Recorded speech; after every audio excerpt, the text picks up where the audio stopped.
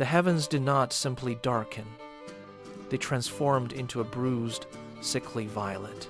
A massive asteroid, glowing with the intensity of a second sun, tore through the upper atmosphere. It trailed a wake of liquid fire that scorched the very clouds, turning the air into a searing veil. The end was no longer a distant threat. It was descending.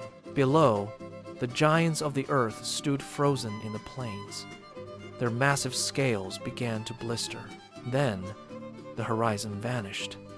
A meteor slammed into the earth with the force of 1,000 suns, sending a colossal shockwave that flattened ancient forests like dry grass. In the chaos, a group of tiny fairies fled toward a deep, hidden ravine.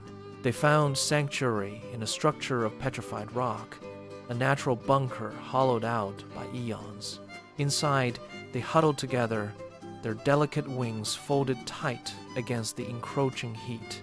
They pressed their shivering backs against the cool, fossilized stone, listening to the world disintegrate. The lush earth was being forged into a charcoal wasteland. Outside the stone walls, the landscape became a furnace. For 100 days, the sky remained fire. It was a century of seconds. Through a hairline crack, the fairies watched the impossible. They saw the silhouettes of the giants collapse, their massive frames turning to dust. The fairies did not speak. Words had no place in a world that was melting. They only gripped the cold stone, their knuckles white, counting by the rhythmic pulses of light. Each flash of orange was a day.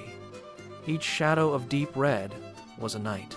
They breathed the stagnant, thin air, feeling the vibration as mountains crumbled. Stay close. Their eyes whispered in the dark. They became part of the stone itself, unmoving witnesses to the extinction. The heat was absolute, pressing against their sanctuary, testing the strength of the rock. They waited in the silence of the bunker, while above them, history was being rewritten. The days bled into one another, a blur of fire and ash that seemed eternal. They gripped the cold stone, counting the days by the rhythmic pulses of light. They breathed the stagnant, thin air of the bunker, feeling the vibration of the earth.